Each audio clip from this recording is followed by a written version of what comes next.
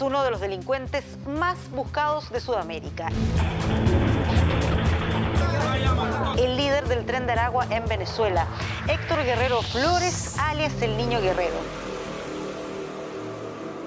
Héctor Guerrero, alias Niño Guerrero, empezó a meterse en la vida delincuencial desde muy joven. Desde el año 2000, cuando tenía menos de 18 años, empezó a tener relacionamiento con delitos menores, con microtráfico y con narcomenudeo en su ciudad natal. Su actividad criminal como tal empieza en el 2005. De hecho, es detenido en ese año por el asesinato de un policía en Aragua, de donde es el tren, y desde ahí surge su carrera delictiva. No hay registros exhaustivos que tengan una representación en ese momento importante sobre el tráfico internacional de drogas, pero sí en la venta al por menor, es decir, en el microtráfico alrededor de la ciudad. Es detenido y desde la prisión él empieza a crecer dentro de la organización criminal. Y solamente hasta 2010 fue que fue capturado por diversos delitos, entre esos narcotráfico, también por delitos como asesinato por ese acontecimiento de 2005 y otros delitos asociados. Entró a la cárcel en 2010, en 2012 se fugó, pero ahí empezó su relacionamiento con esta vida delincuencial y sobre todo con el relacionamiento de delincuentes dentro de las cárceles en Venezuela. Él nace en Maracay y hoy al momento tiene 42 años. Por lo tanto, pues todo ese periodo, ese proceso inicial le permite a él coger una experiencia delictiva y posicionarse luego cuando es detenido y llevado a la cárcel de Tocorón, donde verdaderamente él sube su capacidad de liderazgo o asume su capacidad de liderazgo y de control dentro de las diferentes organizaciones.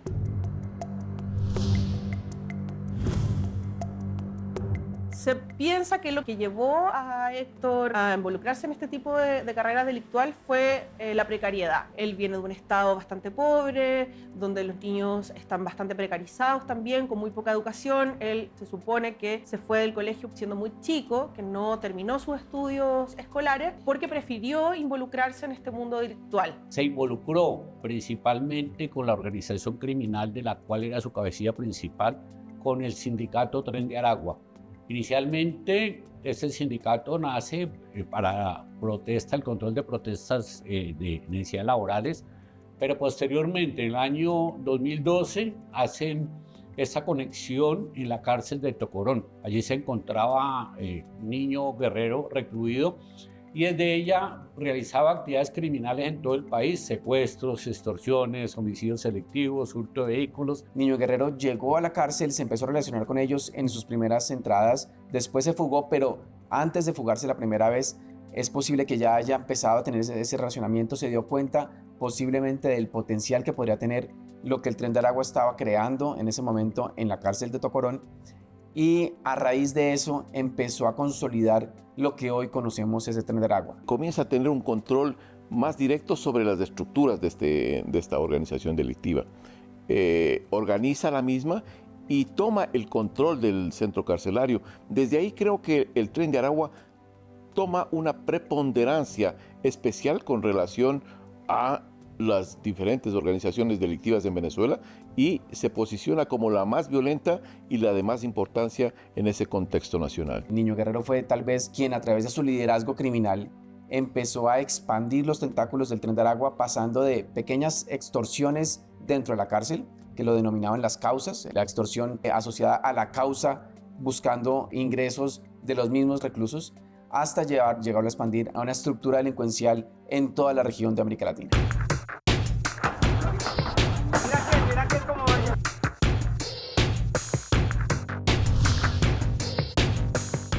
Él inicialmente era la coordinación para actividades criminales. Él tenía una fortaleza de poder coordinar desde la cárcel actividades de extorsión, de asesinatos, de secuestros, y esa pues era la fortaleza que él tenía. Una persona que llegó al Tren del Aragua siendo un grupo pequeño, un grupo incipiente, y lo revolucionó y lo consolidó a través de ese liderazgo criminal para llegar a expandir sus rentas criminales y después expandir su presencia territorial por fuera de la cárcel de Tocorón y después por fuera de Venezuela. Los principales roles que desempeñó el Niño Guerrero dentro de su carrera criminal están indudablemente relacionados, primero, acciones de robos a pequeña escala. Posteriormente, incursiona en lo que es actividades de sicariato que conduce y opera en ese sentido. Y posterior a esto, pues se vincula a actividades de narcotráfico. También están las actividades de prostitución y tráfico de personas que complementan el accionar de esta organización y que le dan recursos pues importantes a la estructura delictiva.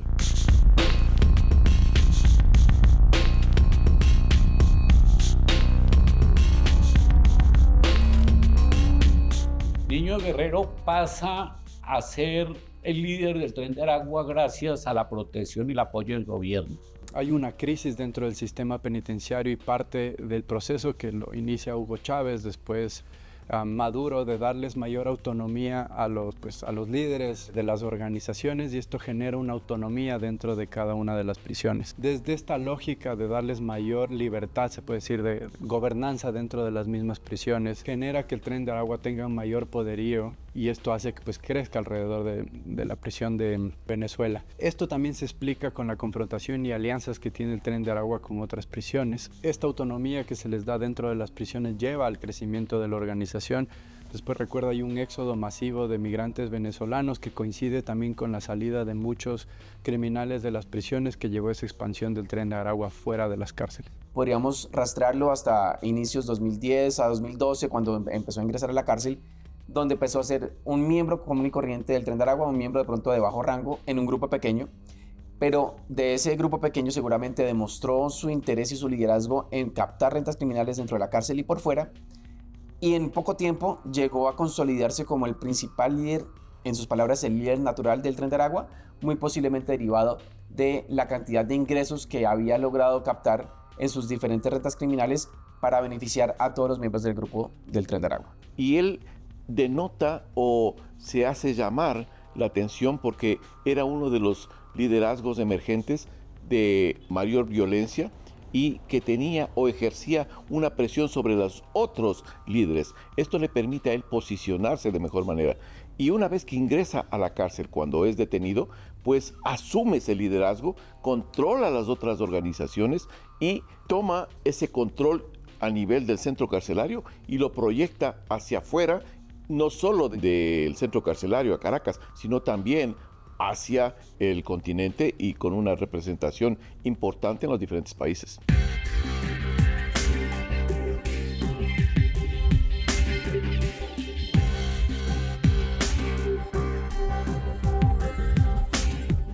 Estaba completamente protegido desde la cárcel, ¿no? Esta cárcel de Tocorón se le llama además la Casa Grande, porque es donde vive o donde vivió mucho tiempo el Niño Guerrero, y él logra manejar todo porque es el dueño y señor. No hay ningún tipo de autoridad en la cárcel, no hay autoridad estatal en la cárcel. Él es quien gobierna todo, es una cárcel que tiene todos los lujos habidos y por haber, y además él tiene un sistema de jerarquías dentro de la cárcel, ¿no? Entonces hay algunos que funcionan para hacer las extorsiones dentro de la cárcel, los presos tienen que pagar para poder estar en esa cárcel. Entonces además él iba sacando dinero no solamente de las operaciones nacionales e internacionales que estaban fuera de la cárcel, sino que también dentro de la cárcel. Aproximadamente en ese momento el Niño Guerrero conforma una estructura de cobro de 10 y 15 dólares para dar protección por esta autonomía que tendrían dentro de las cárceles, y que pues con la salida, este éxodo migratorio que se da de venezolanos, se extiende esa lógica de negocios fuera de las prisiones. Por esa rotación que había de los miembros que estaban en la cárcel, también de otras bandas, es decir, varios criminales que estaban dentro de la cárcel y que salían porque habían cumplido su pena, ese relacionamiento con esas personas que salían empezó a consolidarse y empezó a configurarse un relacionamiento entre quienes estaban dentro de la cárcel y esas personas que estuvieron en la cárcel y que ya estaban por fuera, y así empezó como a expandir su presencia por fuera del centro penitenciario. Niño Guerrero internamente tenía la capacidad de poderse comunicar, tenía la tecnología necesaria para poder dar las órdenes en los estados, pero lo importante era que tenían la tecnología y que posteriormente inclusive esas cárceles fueron dominadas totalmente por el Tren de Aragua, y ya no había guardia penitenciaria o policía que se lo opusiera, porque ellos eran los que tenían ese poder y con esa facilidad podía comunicarse y tener esos tentáculos de coordinación. Pero hay una cosa importante, al controlar el centro carcelario no tenía mayor problema en mantener un flujo de comunicaciones, tanto directas, porque entraba gente, salía también gente del Tren de Aragua a hacer contactos, o por sistemas de comunicaciones alternos como los teléfonos que se utilizaban al interior del centro carcelario.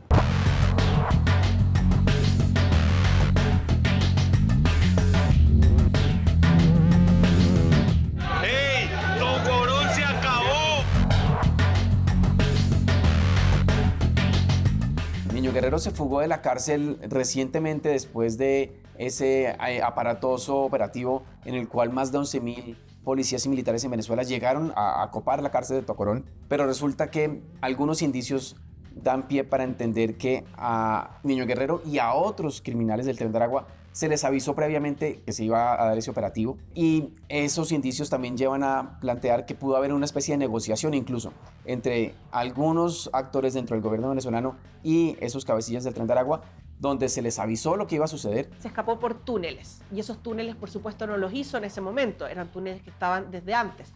Entonces también se presume que el Niño Guerrero podía entrar y salir, y así como los otros líderes o los otros que le seguían en poder, podían ir y venir de la cárcel sin ningún problema a través de estos túneles. Hay dos fuentes que explican esta relación. Uno, pues esta autonomía que tenías de liderazgo que hizo que salga, pues conoció información de antemano, pero por otro lado también el nivel de negociación que tenías con el gobierno venezolano para reducir los índices de violencia, donde el Niño Guerrero tiene un rol protagónico en este sentido. En síntesis, pues hay información que tiene de la mano, que se anticipó para este gran operativo, y pues cuando se da esta operación, Niño Guerrero ya estaba fuera de la cárcel. Se cree que sigue dentro de Venezuela, pero que tiene una conexión con otros grupos criminales que han otorgado esa protección al líder de la organización. La información que hay es que él sigue delinquiendo, que sigue siendo la cabeza principal del Tren de Aragua, o lo que están viviendo Estados Unidos con estas deportaciones que están haciendo. La criminalidad está muy alta debido a esta organización criminal,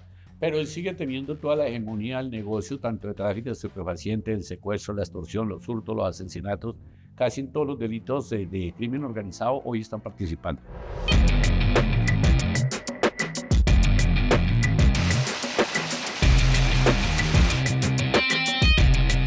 Con el liderazgo de Niño Guerrero, el Tren de Aragua se ha convertido en una estructura muy violenta que precisamente tiene ese símbolo como parte de su actuar, la violencia extrema, que no solamente se limita a extorsiones o amedrentar a la población civil, sino también homicidios selectivos, y homicidios selectivos de un nivel de violencia exagerado, en donde incluso se han llegado a quemar partes de los cuerpos, a desmembrar cuerpos, a enterrar personas vivas, y todo eso lo que busca es generar más temor que cualquier otro grupo criminal. El Tren de Aragua, uno de los principales métodos que tiene es la violencia extrema contra los cuerpos, que incluye el desmembramiento, y que se ha visto no solamente en Venezuela, sino que ha tenido casos importantes, por ejemplo, en Colombia, ¿no? Que se han encontrado cuerpos desmembrados con el sello y con la rúbrica del Tren de Aragua. Impuso un liderazgo en base a sangre, fuego, dentro de la organización, y eso le dio un respeto y una consideración de todos, pues sabía muy bien que estaba en capacidad de ejecutar acciones contra cualquiera que se opusiera. Entonces ese tipo de liderazgo le facilitó y le permitió a él tomar y asumir el control de una organización tan importante como es el Tren de Aragua.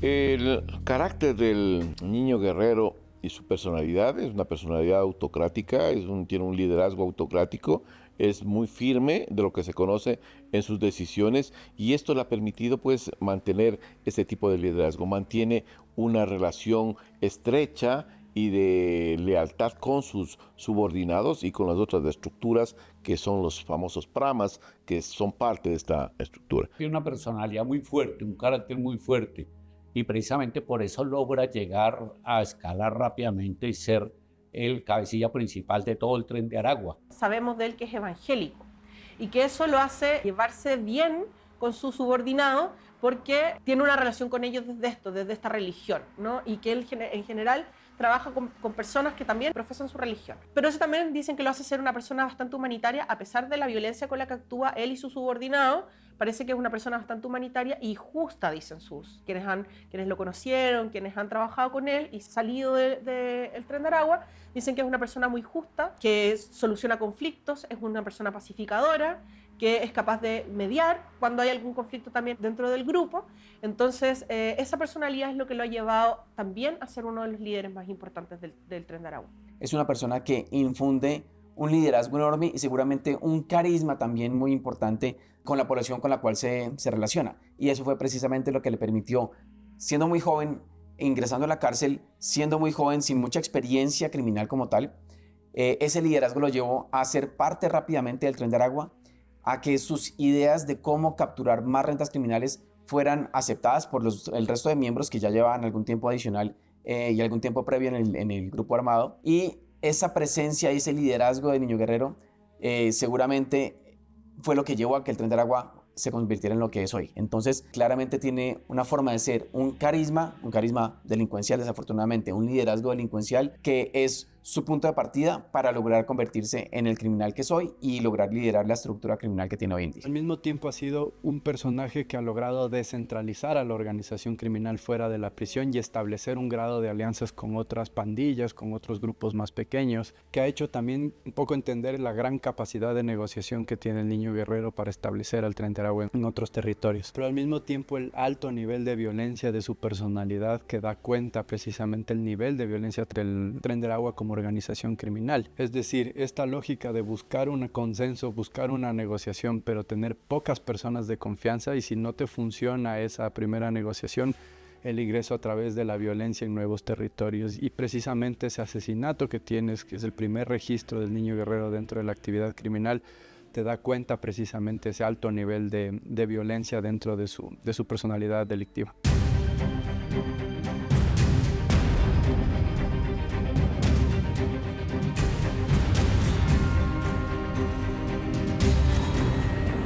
La fortuna de Niño Guerrero es difícil estimar en este momento, pero de lo que se sabe de su época en Tobrón, a través de las extorsiones que se hacía a los diferentes reclusos internos y de las rentas que recibía mientras estuvo en la cárcel, podrían ascender a $3 millones al año. Entonces, si a eso le sumamos otras rentas que podría recibir la estructura criminal debido a su presencia en toda América Latina, pues podríamos tener una cifra mucho más alta, pero por ahora esa es la cifra que tenemos, $3 millones al año. Él recibe rentas criminales de diferentes delitos, tráfico de estupefacientes, secuestros, extorsiones, encargos de asesinatos y todo lo que se mueva en el crimen organizado. No habría cómo poder tener un cálculo, inclusive ellos y estas organizaciones criminales actuales invierten en empresas, invierten en otros países donde posiblemente pueden lavar su dinero y tener un capital importante.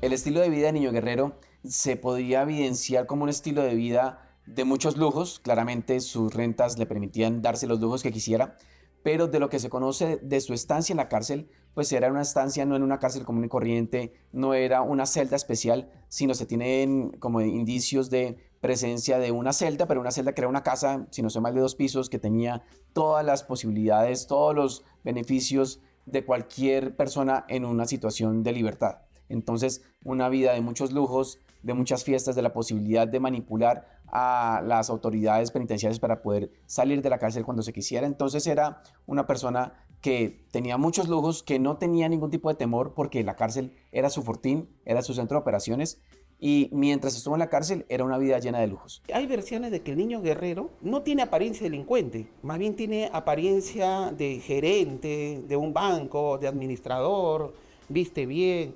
El estilo de vida en la cárcel, él era el dueño y señor de la cárcel, ¿no? Era una cárcel que tenía todos los lujos, él tenía un departamento para él solo, con todas las comodidades posibles, con jacuzzi, con televisión, con aire acondicionado. O sea, era un departamento completamente 5 estrellas y con además todas estas otras comodidades como las piscinas, la discoteca, restaurantes, bares, un zoológico. O sea, en realidad ahí en la cárcel era un hotel. Lo que sí se pareciera que es común, o que podemos ver a lo largo de todos los allanamientos y todas las incautaciones que se le ha hecho al Tren de Aragua en Latinoamérica, es que tiene un estilo de vida, no solo él, sino que en general todos sus subordinados también, bastante de bajo perfil. Una vez que entra la clandestinidad, se desconoce en su totalidad. Generalmente estas organizaciones lo que hacen inmediatamente es cambiarse de identidad, cambiarse el rostro, hacerse una cirugía para evitar ser presa fácil de las pesquisas de las diferentes organizaciones de seguridad, y pues con esa nueva identidad, con esa nueva fisonomía, burlar a las autoridades y comenzar a hacer otra vida.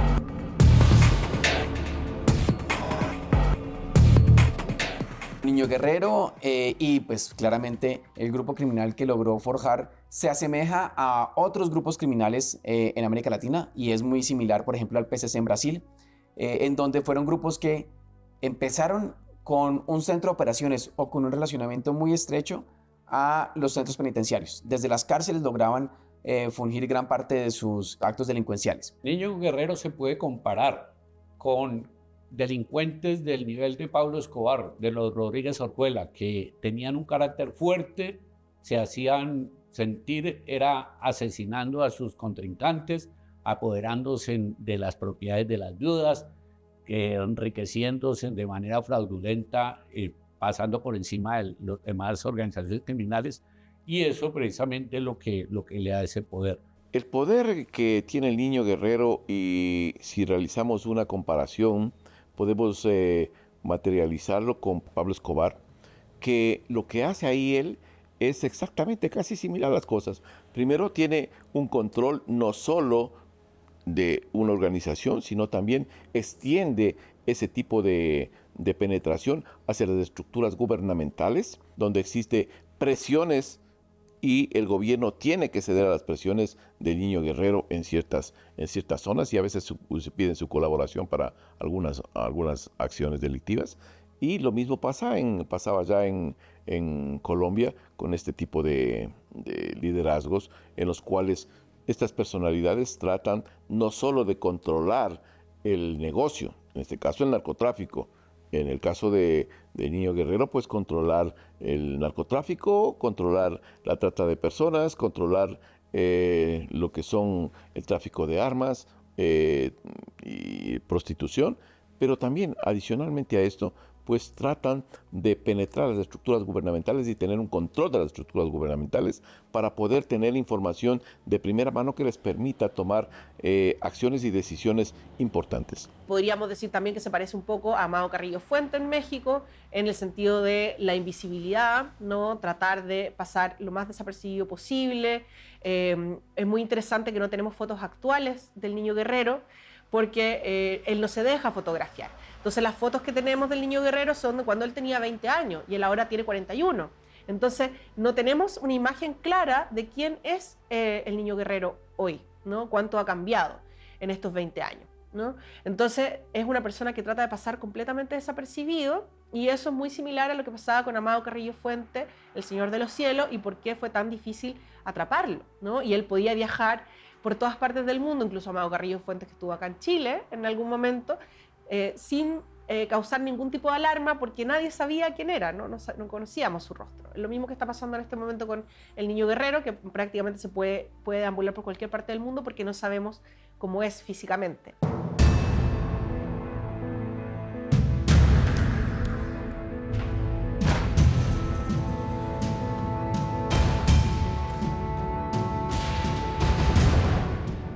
Niño Guerrero podrá ser recordado como un criminal muy hábil, un criminal que no tuvo que esconderse para ser el líder de la estructura criminal que tenemos hoy en día. Todo el mundo sabía que él estaba en Tocorón, que se manejaban las operaciones desde ese centro carcelario y nadie podía hacer nada.